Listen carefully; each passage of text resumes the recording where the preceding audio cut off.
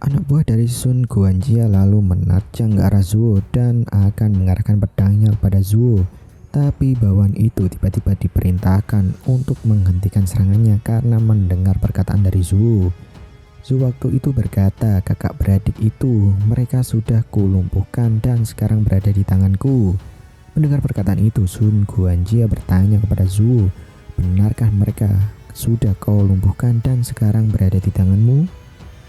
Kini Zuo berdiri, dia ingin melakukan transaksi di mana Zuo akan menyerahkan keluarga Luo kepadanya, namun dia harus menjamin masa depan Zuo selanjutnya. Sun mendekat ke Zuo, dia bertanya, kenapa kamu melakukan ini dan mengkhianati keluarga Luo?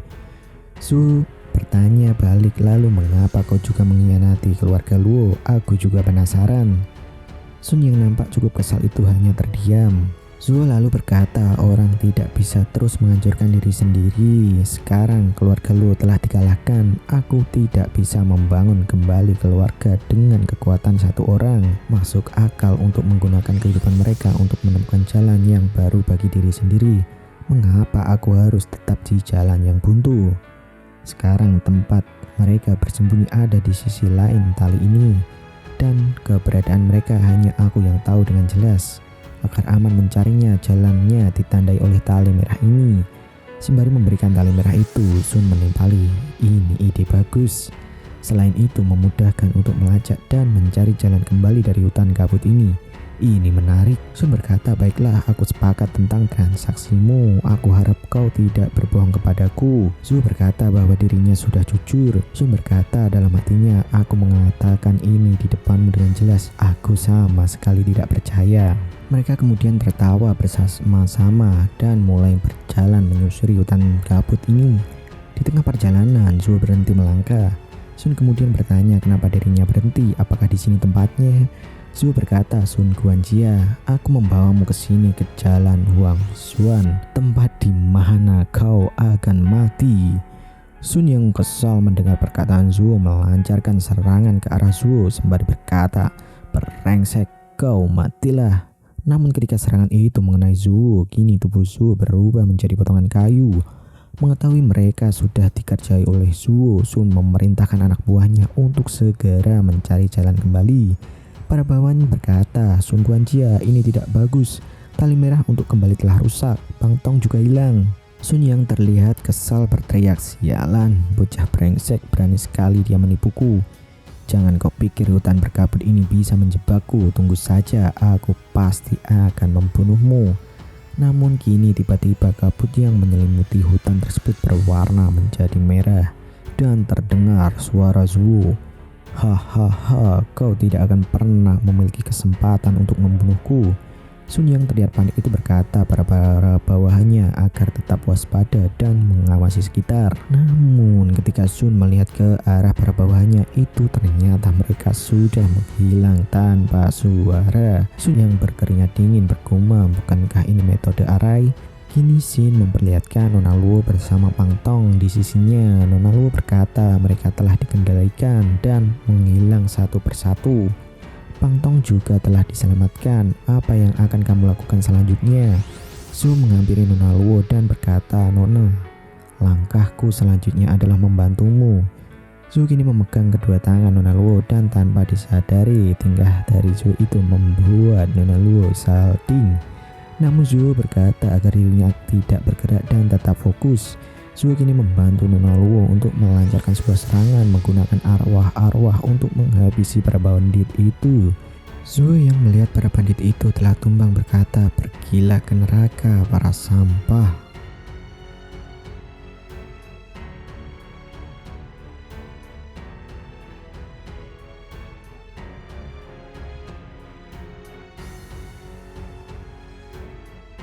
Kini Su yang tertawa layaknya seorang karakter novel lain mengucapkan sebuah mantra. Debu menjadi debu, bumi kembali ke bumi. 9 penyihir milik margaku kembali. Seketika Nona Luo yang berada di tengah lingkaran sihir itu terkejut karena area yang dia kendalikan tengah lepas kendali. Dan tentu saja para arwah area itu kini berkumpul ke arah Zuo dan masuk ke dalam dirinya. Zhu berkata, ini sangat luar biasa, aku bisa merasakannya. Kekuatanku kembali. Kini diperlihatkan Zhu yang telah menerobos lapisan demi lapisan hingga mencapai puncak body foundation realm. Zhu kembali bergumam, kekuatan sihirku hampir habis karena menggunakan teknik ini. Tapi semakin kamu menerobos saat ini, semakin berharga pencapaian masa depanmu. Zhu kini diselimuti oleh pancaran aura yang sangat besar. Lalu dia mencoba untuk mengumpulkan energi yang meluap-luap itu hingga menjadi tenang. Zhu bergumam, terobosan dalam pengumpulan Qi ini jauh lebih besar daripada terobosan sebelumnya. Dan sumber daya yang disimpan di Danshan juga lebih banyak daripada umumnya. Setidaknya 3 kali lebih banyak. Sekarang aku sudah melakukan terobosan. Beberapa seni bela diri harus diterapkan. Kini Zhu telah sampai ke tempat Nona Luo dan adiknya berada. Nona Luo berkata kepada Zhu kemana saja dia pergi dan bagaimana Arai tiba-tiba lepas kendali dan kabut yang menyelimutinya telah hilang. Zhu beralasan jika itu karena Lixinnya terlalu kecil sehingga Arai menjadi cacat dan kemudian lepas kendali. Aku hanya melihat keadaan Sun Guanjia, apakah mereka sudah mati atau belum. Aku bersyukur mereka semua sudah mati. Pang Tong yang melihat Zhu itu kemudian meminta maaf karena sebelumnya dirinya berada di bawah kekejaman mereka. Dirinya tidak tahu jika Zhu akan menjebak musuh, dirinya juga sampai menghinaannya. Saudara Zhu Fan, aku harus membayar hukuman dan memberimu hormat. Bahkan jika kamu ingin kepalaku, aku tidak keberatan, ucap Pang Tong. Zhu yang mendengar itu terlihat terdiam sesaat. Dia kembali teringat kenangan lamanya. Dia berpikir Pang Tongling ini adalah pelayan yang setia. Jika saja Zhao Zeng punya kesetiaan dan loyalitas seperti ini, aku tidak akan jatuh ke titik di mana aku sekarang. Zhu kini berkata kepada Pang Tongling, kamu adalah kepala penjaga keluarga Luo dan aku hanyalah pelayan kecil. Mana aku berani memberi hukuman padamu? Apalagi kali ini dengan kekuatan Nona. Nona ikut merencanakan dan membantu untuk mengalahkan Sun Guanjia. Seketika itu Pang Tong melihat ke arah Nona Luo dan bertanya kepada Nona, apakah ini benar? Sembari memperlihatkan ekspresi canggung, dia mengatakan bahwa itu memang benar. Pang Tong yang tampak bersemangat itu kemudian berkata, Tuhan memberkati Nona keluarga Luo dan sekarang kita punya kekuatan saudara Zhu. Menghidupkan kembali keluarga Luo sudah dekat. Zhu berkata, sekarang karena tidak ada ancaman lagi, apa rencana untuk Nona berikutnya? Pang Tong berkata, awalnya kami berencana melindungi Nona untuk pergi ke kota Feng, keluarga Cai. Kamu harus tahu anak pemimpin keluarga Cai akan menikahi Nona kita. Zhu kemudian berpikir, apakah ini keluarga Cai di kota Feng? Keluarga Cai adalah keluarga besar pertama di kota Feng. Jika kita bisa memberikan Nona keluarga Luo kepada mereka, mungkin keinginan dan sihir dari bocah dalam diriku akan hilang. Maka aku akan bebas. Dengan wajah bersemangat, Zhu kemudian berkata, baiklah, ayo segera kita pergi ke keluarga Cai. Scene kini berpindah pada sebuah singgasana. Nampak di sana seorang pelayan tengah melapor kepada tuannya bahwa Sun Guanjia nampaknya gagal dan sekarang mereka ke kota Feng. Pria itu kemudian memerintahkan kepada bawahannya itu untuk melanjutkan pemantauannya. Pria itu kemudian berjalan menghampiri seorang kakek tua yang tengah tergeletak di sana. Pria itu memanggil kakek tua itu dengan sebutan Master. Lalu dia berkata, apa Anda yakin bahwa teman lama Anda sudah ada di sana untuk menunggu Anda? Tunggu saja naga itu berada di tanganku. Aku akan mengirimmu dan saudara-saudaramu kembali bersatu. Scene kini diperlihatkan Zhu, Nona Luo dan adiknya Pang Tong yang kini telah sampai di kota angin atau kota Feng. Pang Tong berkata, saudara Zhu Fan, seingatku kamu belum pernah ke kota Feng. Bagaimana menurutmu? Di sini sangat ramai bukan? Zhu berkata, apa bedanya dengan desa gunung? Ini tidak ada bedanya. Apa sekarang kita akan langsung ke keluarga Cai? Nona Luo kemudian berkata, kita tidak akan langsung ke keluarga Cai. Aku dan Yun Hai akan pergi bertemu pemerintah kota ini. Dan nanti kita akan menjemput kalian. Jangan pergi kemana-mana dan jangan kabur. Pang Tong berkata, tidak mungkin, siapa yang akan pergi Nona? Zu berkata dengan ekspresi kesal, ini sangat merepotkan. Pang Tong berkata kepada Zu bahwa jika mereka pergi langsung ke keluarga Chai, kita akan ditertawakan dan diperlakukan kasar. Kita bisa pergi ke pintu penginapan untuk menunggu. Zu lalu berjalan dan berkata, baiklah, ayo kita pergi.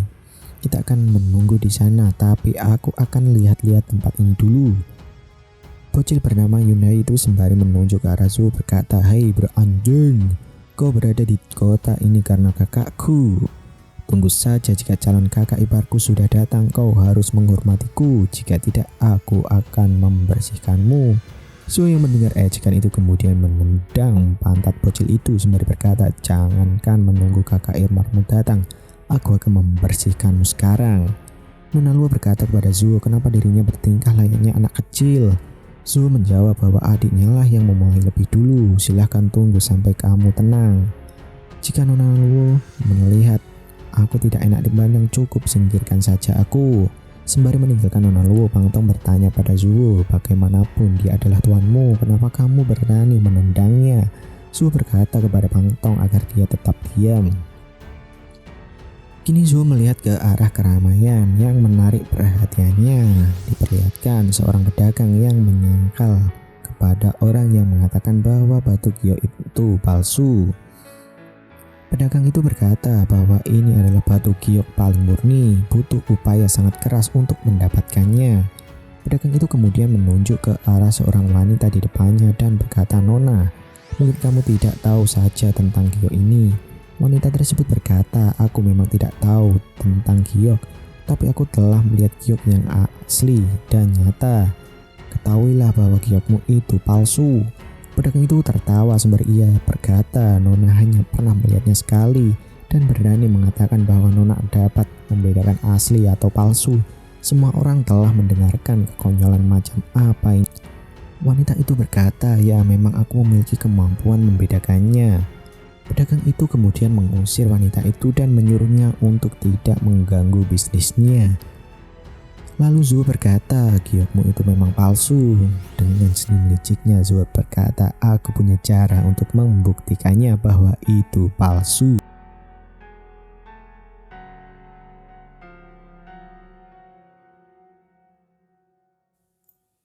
Zu berkata, giok ini memang palsu, Nona itu benar, tetapi bagaimana jika aku bisa membuktikan bahwa giokmu ini palsu? Pedagang itu kemudian berkata, kau berasal dari mana? Mengapa kau mengatakan bahwa giok ini yang aku jual palsu? Bukti apa yang kau punya? Sembari menunjuk ke arah Zu, pedagang itu berkata, hei bocah, tampaknya kau hanya ingin membual saja. Aku menjual semua giok batu ini memang asli. Zu berkata, sangat mustahil untuk memaksukannya. Ayo kita buktikan apa batu giok ini asli atau palsu. Zu kini membawa sebuah ember berisikan cairan belerang dan endapan.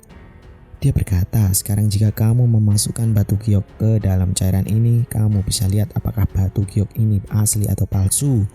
Pedagang itu lalu membawa batu gioknya dan berkata, baiklah, ayo kita coba memasukkannya. Ketika batu itu masuk ke dalam cairan, warna batu itu kemudian pudar dan menjadi sebuah batu berwarna merah. Semua orang di sana tentu saja terkejut melihat itu. Zu berkata, potongan batu giok ini pada awalnya adalah tiruan, sehingga mulai memudar begitu memasuki cairan itu. Sekarang kamu harus tahu bagaimana Nona itu tidaklah salah. Wanita itu berkata, batu giok palsu ini setara dengan 3 batu spiritual saja.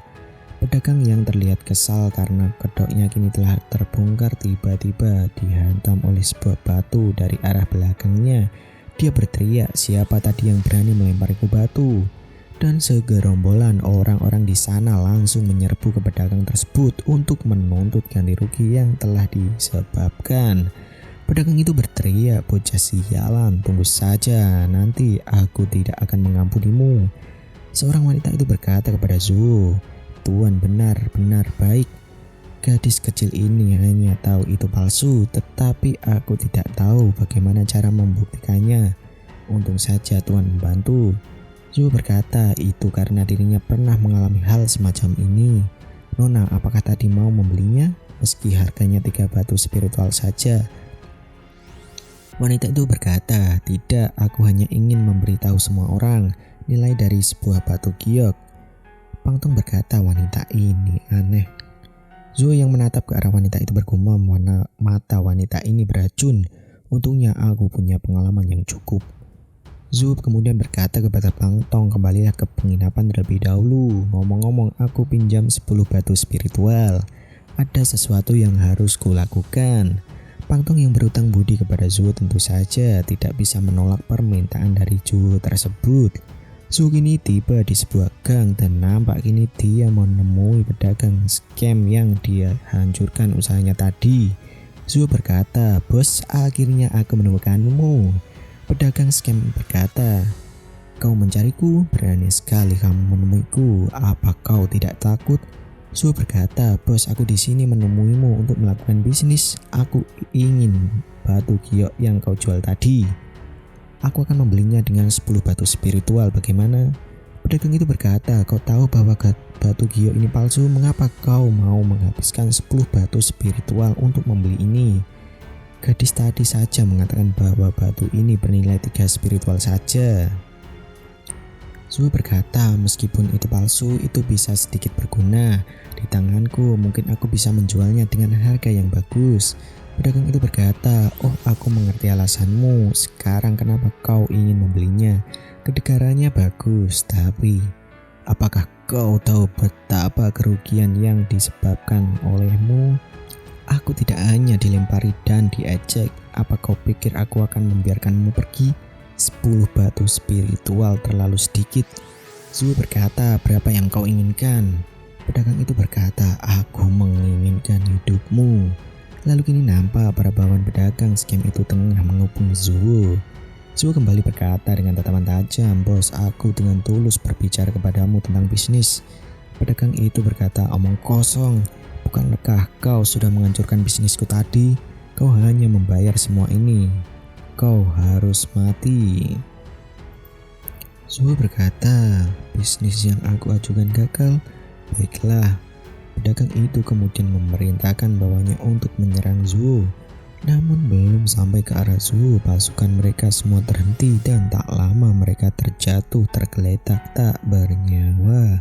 Zhu kemudian mengambil batu dari genggaman pedagang itu. Kemudian dia pergi meninggalkannya sembari berkata, "Kau hanya seorang yang mencari kematianmu sendiri." Saat ini yang telah sampai di penginapan berkata kepada Lopang untuk menjaga pintu ini dan melarang siapapun masuk. Tiba di sebuah ruangan, Zhao kini meletakkan batu itu di atas meja. Sembari mengeluarkan aura dari batu itu, dia berkata, "Jika tidak salah, ini adalah darah peri. Darah peri pada umumnya ditemukan dalam batu mineral yang langka. Dialiri darah puluhan ribu orang, menyerap aura langit dan bumi, dan disinari esensi matahari dan bulan. Darah peri ini dapat terbentuk setelah 10.000 tahun. Untuk yin dan yang, batu peri ini adalah harta paling langka di dunia bagi seorang penyihir. Menurut catatan rahasia buku 9 rahasia, darah peri dapat menciptakan Bloody Baby. Ketika Bloody Baby lahir, ia bisa membunuh orang dengan sangat ganas. Bloody Baby juga bisa menumbuhkan darah suci bersama praktisi. Bahkan kekuatan setingkat kaisar pun tidak berani memprovokasi. Jika kehidupan sebelumnya aku memiliki Bloody Baby ini, aku ingin tahu seperti apa yang akan diterima orang-orang kudus itu. Zhu kini nampak mengambil beberapa tetes darahnya untuk diberikan kepada batu tersebut. Lanjut dia bergumam, "Tidak menduga bahwa aku mendapatkan keberuntungan seperti ini. Aku benar-benar mendapatkannya."